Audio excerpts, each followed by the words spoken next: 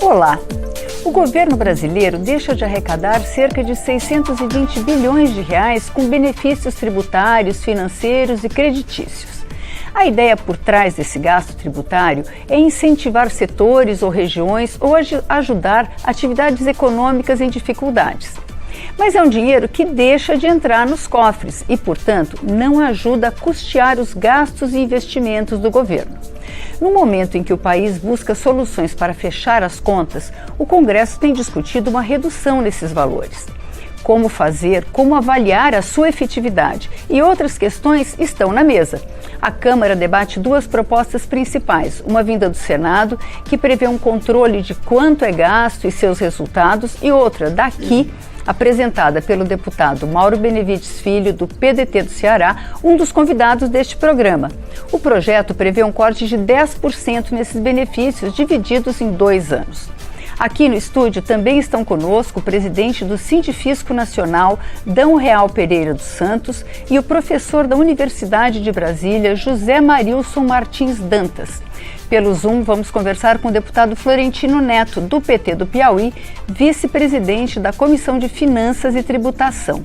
E você, o que você pensa sobre os benefícios fiscais? Mande sua opinião ou pergunta pelo chat do nosso canal no YouTube ou pelo WhatsApp 61 9620 2573. Eu estou esperando. Muito obrigada pelos senhores terem vindo ao nosso programa. Eu queria começar perguntando para o deputado Mauro Benevides, que é o autor desse projeto, o que significa para o orçamento brasileiro o que é chamado de gasto tributário? O que significa hoje para as contas do país, deputado? Bom, primeiro, muito se fala, está ao lado aqui de dois grandes expoentes, nosso professor e o Dão da Receita Federal, que é importante esse debate pela experiência que eles têm na área. O Brasil, e muito se fala em gastança, mas na realidade, hoje nós temos um componente de gasto que são os benefícios fiscais. Eu não estou falando somente dos tributários, já para que o nosso internauta possa compreender. Porque na LDO, quando se trata de 620 bilhões dos benefícios tributários, a gente pode acrescentar a esses 620 o que nós chamamos de benefícios financeiros e creditícios. O que é um benefício creditício? Na política pública de várias áreas do governo, você tem operações de crédito que é emprestado a uma taxa de juros menor do que o custo de captação do governo. Para ter dinheiro, o governo é deficitário, ele tem que captar no mercado financeiro, e Selic hoje é 15%. Então, quando ele empresta numa política pública, vamos dizer, a 4%, e ele está captando a 15%, a diferença de 15% para 4%, que é o que o Banco do Brasil, por exemplo, está emprestando, essa diferença o Tesouro entrega para o banco para que essa operação de crédito seja realizada. No caso, para um financiamento de agrícola... Agrícola, qualquer política pública, o agro, com certeza, é um deles. Então, você já agrega no meu projeto, diferentemente do que o próprio governo federal está pensando, ele já agrega mais 140 bilhões de reais a esse montante de 620 da LDO, que não é mais 620. Porque, ano passado, o Congresso Nacional aprovou a DIRB, que é para a Receita Federal, que é a declaração de incentivos, benefícios que a Receita Federal está apurando, onde a própria empresa declara quanto de benefício fiscal, neste caso tributário, quanto ela está tendo do governo federal. Esse número, portanto, não é mais 620. Esse número agora são 800 bilhões, que somados aos 140 dos benefícios financeiros e creditícios, olha, preste atenção, você que está aqui conosco, são 940 bilhões de reais que o governo federal deixa de arrecadar em função desses estímulos, muitas vezes não tem consequência, ou seja, o setor não expandiu, não gerou mais emprego, nem mesmo recolheu mais tributos. Isso precisa ser avaliado. Então, qual é o projeto para objetivar essa primeira parte? Primeiro, não é cortar é diminuir o incentivo fiscal. Porque às vezes o empresário, quando a gente fala vai cortar, ele já pensa que é eliminar integralmente o seu benefício, mas não é. Vamos supor que uma empresa tem um incentivo fiscal de 10%. Eu estou propondo, do imposto de renda, por exemplo. Eu estou propondo que 10% desse benefício que ele tenha seja diminuindo. Exemplo, 10% dos 10% de incentivo que ele tem é 1. Então ele deixa de ter um incentivo de 10%, passará a ter um incentivo de 9%. Ele continua com o incentivo. Além disso, eu estou propondo, eu acho, a informação que eu tenho, que o governo federal pensa diferente, ele quer fazer de uma vez só, mas eu estou propondo que seja de 2 etapas, 5% do primeiro ano, 5% do segundo ano, para dar tempo à empresa se preparar, mesmo que pequeno, 1% no exemplo que eu dei, ela possa realmente se concretizar. Bom, eu vou perguntar agora ao deputado Florentino, o que significa hoje para o Brasil ter quase 1 bilhão, deixar de arrecadar quase 1 bilhão... Um trilhão, perdão, é 1 trilhão, são 900 e tantos bilhões, né? Quase 1 trilhão. O que significa hoje para as contas públicas? Como é que o senhor vê esse problema? Eu gostaria de fazer uma saudação a todos vocês que estão, uma deferência muito especial ao meu colega, que inclusive é uma referência que nós temos no Congresso Nacional no que tange a economia e as contas públicas, é o deputado Mauro Benevides. A todos que estão representando o Sinifisco, a UNB. Dizer que esse gasto fiscal de quase 1 trilhão de reais, ele significa um ônus muito pesado para a União Federal. E todos os dias está na pauta do Congresso, na pauta das discussões políticas e econômicas, uma diminuição do gasto público. E essa diminuição do gasto público, ela é algo muito frio para se falar, porque, na verdade, essa diminuição do gasto público ela vai se perfazer com a redução de serviços na área da saúde, com uma menor atenção na área da educação, penalizando ainda mais a segurança pública, por exemplo, a Polícia Federal, a Polícia Rodoviária Federal, as forças de segurança, penalizando por demais essas instituições. E, além do mais, nós temos, por exemplo, todo mundo hoje olhando para os gastos com a Defesa Nacional. E nós, a cada dia, estamos promovendo redução desses gastos. Então, todos esses contingenciamentos, toda essa diminuição de despesas da União, elas resultam num serviço público menos capaz de atender às necessidades da população. Enquanto isso, nós estamos com um gasto fiscal de benefícios tributários, financeiros, creditícios, da ordem de quase, aí, beirando 900 bilhões de reais. Para que você tenha uma ideia, esse novo instrumento que a Receita adotou para que as próprias empresas possam declarar o que elas estão recebendo de benefício tributário, elevou por demais a percepção que nós temos dos benefícios tributários. Antes, a Receita fazia uma estimativa, e esse valor, quando as próprias empresas foram declarar os valores dos benefícios tributários, nós tivemos a dimensão real que hoje só os benefícios tributários que são dados dentro de uma política de incentivo a determinados setores econômicos, incentivos esses que alguns já estão aí há mais de 50 anos e não foram revisados, nós temos um gasto tributário, uma despesa tributária do país da ordem de 800 bilhões de reais. Além efetivamente dos gastos financeiros e dos gastos creditícios que o deputado Mauro Benevides já se colocou. E no Congresso nós temos muito essa discussão de diminuição de despesa no serviço público, de diminuição de despesa do Estado, mas não se olha, às vezes, para esse gasto fiscal em razão dos benefícios tributários, creditícios e financeiros. Nós aqui não estamos, assim, contrários a esses benefícios, mas nós estamos defendendo apenas uma revisão. E eu sou favorável à proposta do deputado Mauro Benevides, que faz uma redução apenas de 10% e escalona no primeiro ano e no segundo ano, para que a gente possa, sim, estar reavaliando cada setor. Professor, o senhor se dedica a estudar a questão do gasto público. O que significa 1 trilhão de reais no gasto público brasileiro? Olha, é um número importante se nós fizermos uma comparação simples. O nosso orçamento, de uma maneira simples, simplificada, são 5 trilhões, né? Se eu fizer a comparação, eu tenho aí um potencial de 20% que está sendo alocado em benefícios fiscais. E é importante relatar a importância dessa política pública, porque, na verdade, muitas vezes nós nos concentramos no valor e esquecemos do valor da política. Porque, na verdade, esses benefícios eles não geram só benefícios econômicos, mas também benefícios sociais. E como os deputados colocaram muito bem, esse é o nosso desafio de avaliação. Evidentemente, nós estamos passando por um momento de crise, né, financeira, de financiamento do Estado. No entanto, o nosso desafio agora é como é que nós melhoramos essa política pública. Como o deputado colocou muito bem, alguns projetos de incentivos estão há 50 anos sem revisão. Como é que eu faço a avaliação disso? Né? Em 50 anos, em tese, esse setor já deveria estar se estruturando, porque a ideia do benefício fiscal não é ser permanente, ele é ser temporário dentro da construção de uma política pública de Estado.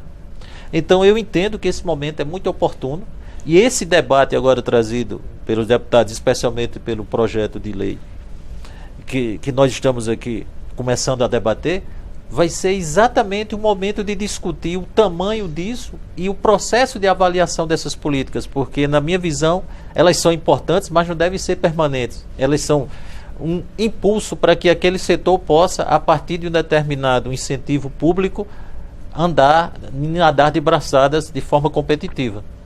Eu acho que tem muita coisa envolvida ao mesmo tempo nessa questão, então eu queria ouvir o Dão sobre como a Receita vê essa questão, mas também, aproveitando o que o professor Marilson falou, como é que vocês veem essa questão do controle do que vem de incentivo? A Receita está tentando criar mecanismos para ter uma dimensão do que realmente, porque como com 50 anos as coisas vão... Existe um controle? É interessante. Primeiro eu queria agradecer, né, a oportunidade de estar aqui com o deputado Mauro, o professor José e também o deputado Florentino. Interessante que a gente só começou a conhecer os meandros, né, dos benefícios fiscais a partir de 21 e de fato a partir de 24. 21 teve a lei que autorizou, antes disso isso era tudo tratado com sigilo fiscal, né? Ou seja, era recurso público nas mãos do setor privado, mas que o público não podia ter acesso. Isso era sigilo fiscal? Era sigilo fiscal, é considerado sigilo fiscal.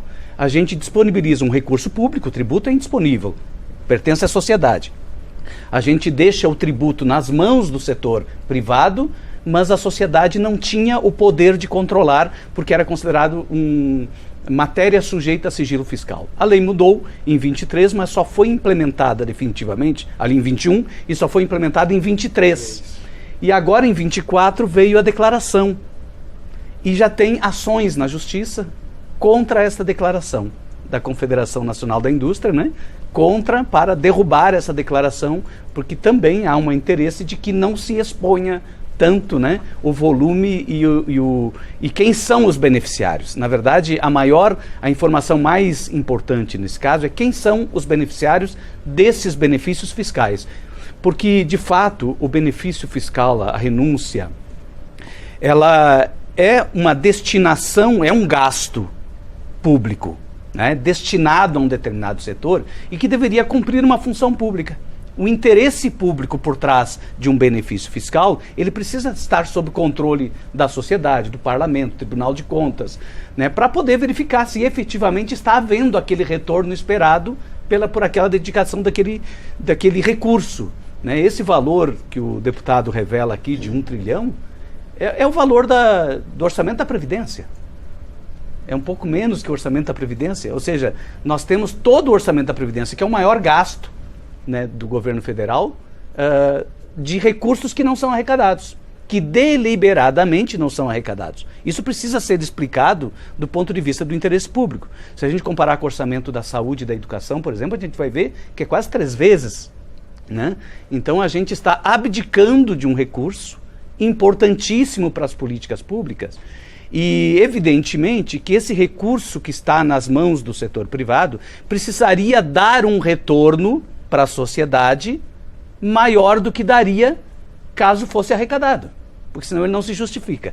Então, de fato, quando a Receita começa a exigir declarações, né, a criar obrigações acessórias para o setor beneficiado, para saber pelo menos o montante dos recursos públicos que estão sendo administrados pelo setor privado, começamos a partir daí a criar as condições, inclusive para que a sociedade, né, possa discutir, avaliar, possa fazer uma análise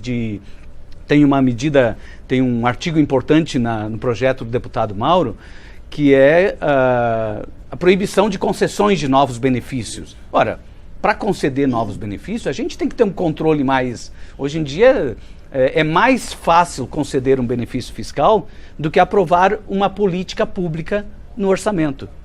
Né? Um benefício fiscal, ele passa muito mais rápido, né, pelo crivo do parlamento, do que uma política pública de saúde, de educação, de assistência dentro da lei orçamentária. Né? Isso não poderia ser dessa forma. E quem pode ter iniciativa? É o governo federal ou o Congresso? Quem pode ter a iniciativa de criar um incentivo fiscal? É uma iniciativa política, é do parlamento, né, ou também por iniciativa do próprio Poder Executivo. Deputado... Em geral, é do próprio Poder Executivo que é aprovado no parlamento. Eu queria depois discutir uns detalhes do seu projeto, mas eu queria perguntar para o senhor, aproveitando o que os nossos dois convidados falaram, a gente, com esse controle que a Receita tem feito e tornado transparente, a gente soube, por exemplo, que 54 empresas recebem 29% dos benefícios. Cada uma deixou de pagar pelo menos 1 bilhão de tributos entre 2024 e maio deste ano. Como é que o senhor vê essa situação? Bom, primeiro eu preciso fazer um registro, porque nós temos um colega lá na Comissão de Finanças e Tributação, chamado deputado Florentino, que está aqui conosco, e tem tido uma atuação extraordinária na CFT, com quem eu aprendo muito lá naquela comissão, portanto fazer um registro relevante e a parceria nossa que temos exercido lá na CFT. Essa é uma das razões da ação judicial, porque esses valores agora a sociedade está tomando conhecimento de onde esses recursos estão sendo destinados. Inclusive no projeto eu avento a possibilidade, não sei se é a melhor opção, mas eu avento a possibilidade de se fazer, pôr em prática, a análise setorial do desempenho desses incentivos. Eu tenho informação que o Ministério do Planejamento tem aí de pelo menos uns 60 setores, a Receita Federal tem um estudo de vários setores que eu examino da seguinte ótica. Se o setor se expandiu, gerou emprego, aumentou inclusive o recolhimento de tributos, eu devo olhar diferente daquele setor que, recebendo esse tal de benefício tributário, ele evoluiu, ele inclusive desempregou. Ou seja, eu não posso dar o mesmo tratamento na minha avaliação, mas obviamente o governo pode ter um posicionamento diferente, querer fazer 10% flat de todo mundo, mas eu estou suscitando a possibilidade de trazer à tona a discussão essa diferenciação de quem realmente está fazendo jus a esse gasto tributário que nós estamos fazendo e, obviamente, aquele que não tem a menor questão. Então, essa concentração, né, de 50 empresas com quase 30% desse gasto, ele é fruto de um número que a população brasileira, como o nosso presidente Sindicato já falou, não tinha conhecimento. Era proibido se falar isso no Brasil. E nem mesmo a dimensão. Olha, gente, nós estamos falando, como o professor Marius falou, de 1 trilhão, quase 1 trilhão, 940 bilhões de reais. Isso resolve. E aí a gente fica discutindo aqui, corta 2 bilhões da saúde, corta 3 não sei da onde, 500 bilhões daqui e acolá, quando nós temos um gasto muito mais amplo, muito mais concentrado em determinadas empresas ou setores, que eu acho que o Congresso e o Ministério da Fazenda, eu vou fazer até um registro aqui, que em dezembro de 2024, agora, quando o Congresso Nacional fez a aprovação de um corte de gastos, onde a gente alterou a política do salário mínimo, que era inflação mais PIB de 2 anos. A gente limitou a inflação mais de 2,5%, que é o percentual do arcabouço. A gente alterou o gasto do abono salarial, que era até 2 salários mínimos, a gente diminuiu para 1,5 salário. Regras mais duras para o BPC. Enfim, quando a gente fez toda essa deu 48 bilhões naquela época, tá? De corte. Mesmo assim, nós fomos muito criticados por ter só cortado 48 bilhões de reais. E só para fazer aqui um parênteses, me permita, desse mesmo dia, professor Maurício, desse mesmo dia que nós cortamos 48 bilhões e que fomos muito criticados, que era muito pouco, no mesmo dia o Banco Central aumentou a Selic em 1%, e ainda fez o que a gente chama de forward guidance, ou seja, um direcionamento futuro de que seria, primeiro ele aumentou 1% e fez um forward de 1 e mais 1. Sabe quanto dá isso? 53 vezes 3 vezes 3, não. 159 bilhões de reais. Nós aumentamos a despesa financeira, cortamos a despesa primária, todo mundo reclamou que foi pouco na primária e ninguém disse absolutamente nada dos 159 bilhões da despesa financeira. Portanto, essa estrutura, essa composição de gastos, né, com esse projeto, resulta nessa avaliação, inclusive esses números que você acaba de colocar para todos os nossos internautas e que estão nos assistindo aqui nesse programa da TV Câmara, que realmente esse é um ponto, porque essa solução, ela não é só de curto prazo. Se a gente conseguir aprovar isso será uma solução estrutural. Nós vamos dar 10% de 600, não é 940, eu vou logo registrar aqui, tá, Vânia? Porque o Congresso não vota retirar os 135 bilhões da microempresa. A gente volta aqui. Okay. A gente volta aqui porque eu quero ouvir o deputado Florentino. Vou dizer até onde o Congresso vai. A gente falou no começo do programa, deputado, que as isenções, esses gastos tributários, eles são direcionados para setores que o governo tem interesse em fortalecer, para o desenvolvimento regional. Tem diversas questões. O senhor acha que isso está sendo bem empregado? O projeto que veio do Senado também propõe essa avaliação, né, social. Como é que o senhor vê o que a gente sabe até hoje? Como é que isso está funcionando? Deputado, o seu áudio está fechado.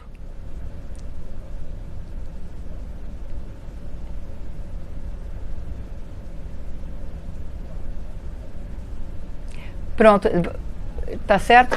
Nenhum de nós que estamos aqui estamos contrários aos benefícios tributários, porque nós sabemos que eles estão fundamentados no apoio ao desenvolvimento regional, no apoio a determinados setores da economia que naquele momento precisam na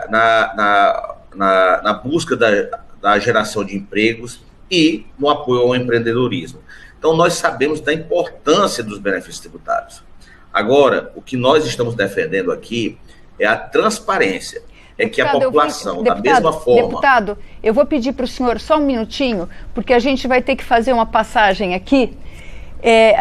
Eu queria avisar vocês, a gente está indo para o plenário, a TV está indo para o plenário da Câmara dos Deputados, onde está acontecendo uma comissão geral sobre a reunião da COP que vai acontecer em novembro no país. Mas a gente continua aqui pelo YouTube. Você que está aí, corre para lá para o YouTube que a gente vai continuar essa conversa. Obrigada. Deputado, desculpe ter interrompido o senhor. Então, o senhor estava dizendo que a importância da transparência. Então, como é que o senhor está vendo essa questão? Como é aumentar essa transparência? Nós não desconhecemos a importância da concessão dos benefícios tributários, mas o que nós defendemos é que eles sejam acompanhados, que haja transparência para que os órgãos de controle, para que a sociedade, todos tenhamos acesso, mas que também exista um acompanhamento.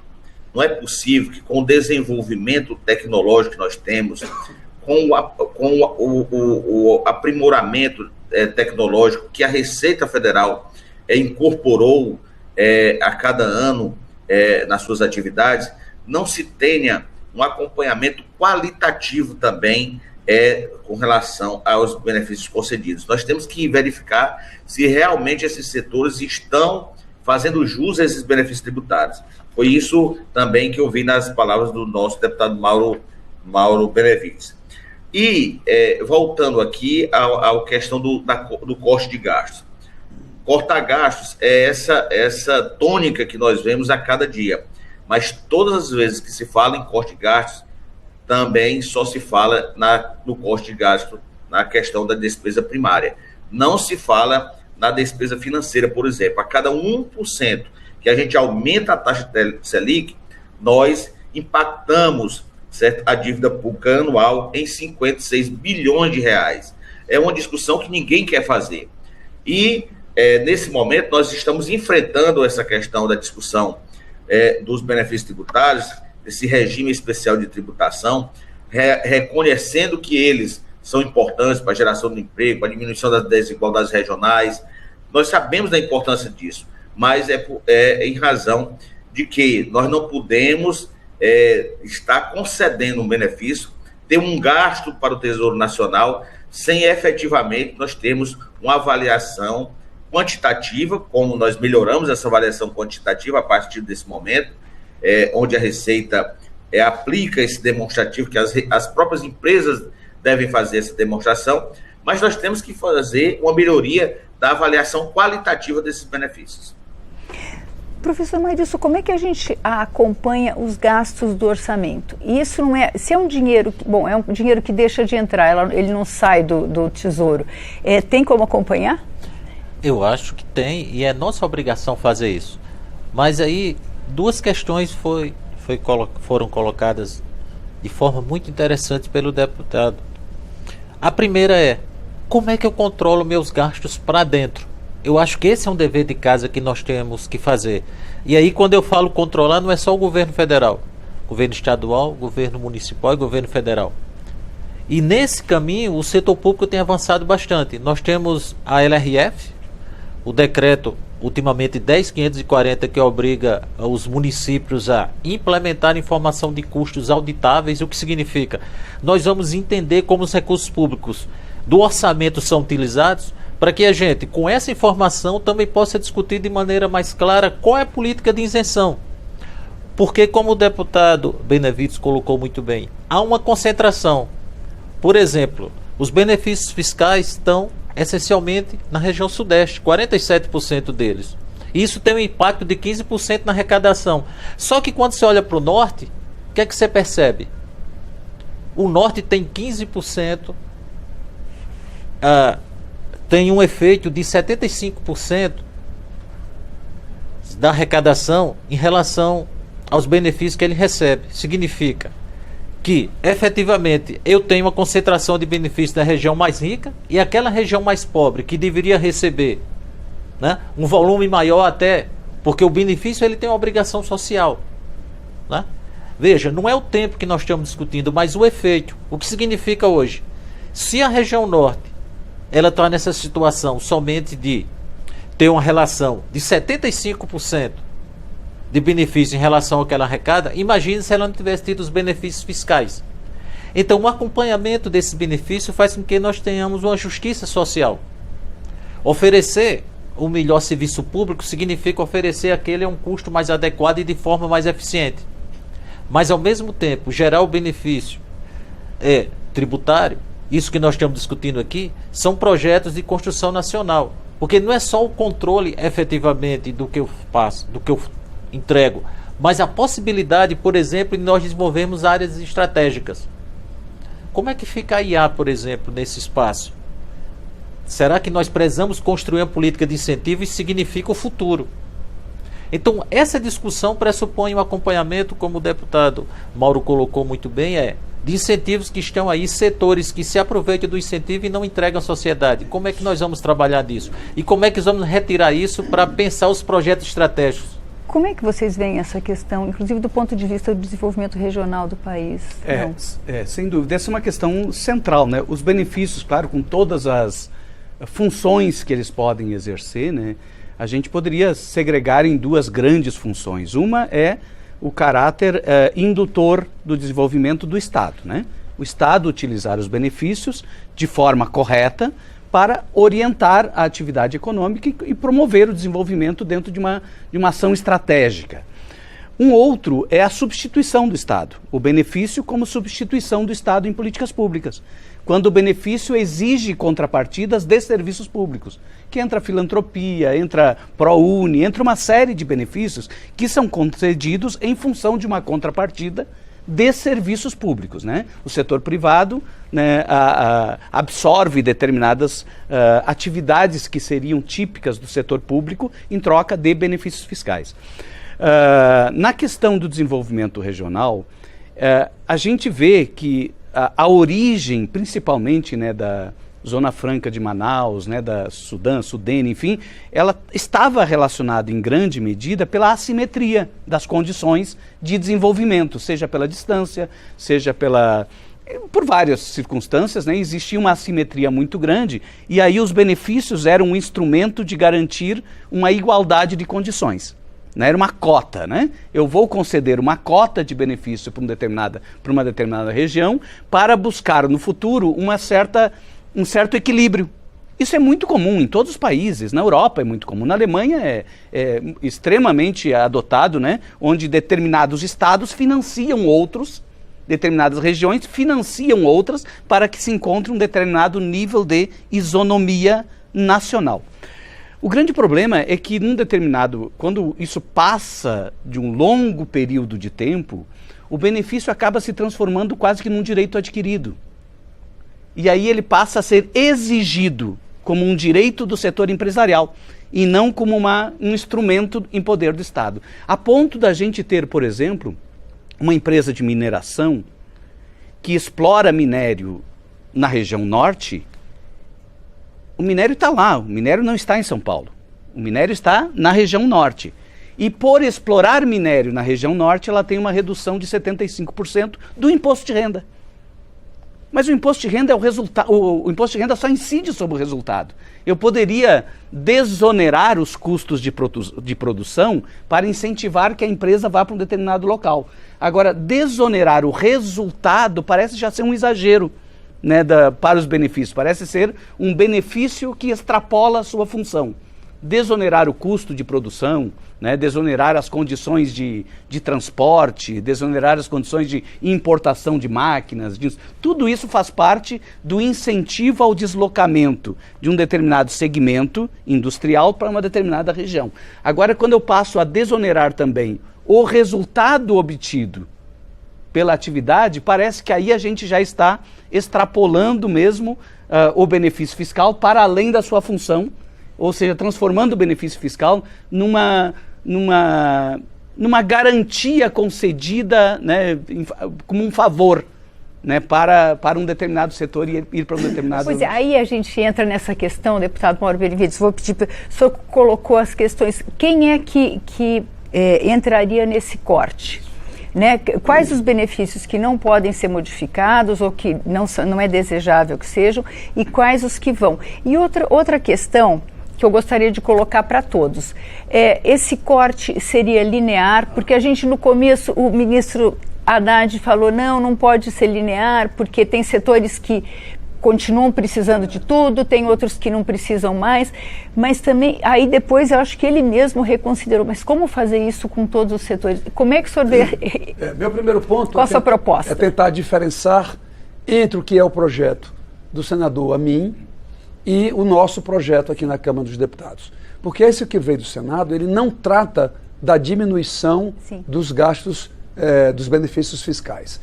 Ele, na realidade, ele disciplina como a LRF, por exemplo, deve tratar os benefícios fiscais.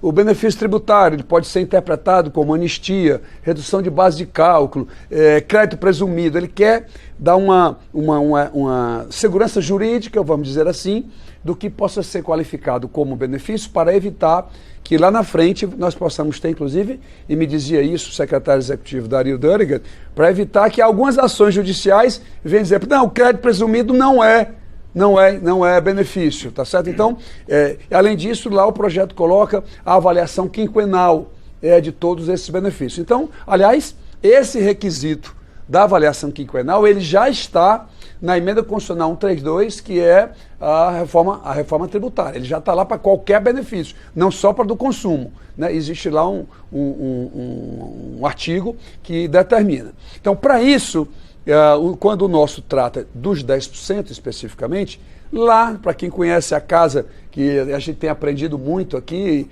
é que microempresas, 135 bilhões, não adianta a gente pensar que vai mexer, até porque, não só por razões políticas e pelo impacto que ela tem gerado na economia, mas também por estar na emenda constitucional 109, ela está constitucionalizada, então não se mexe.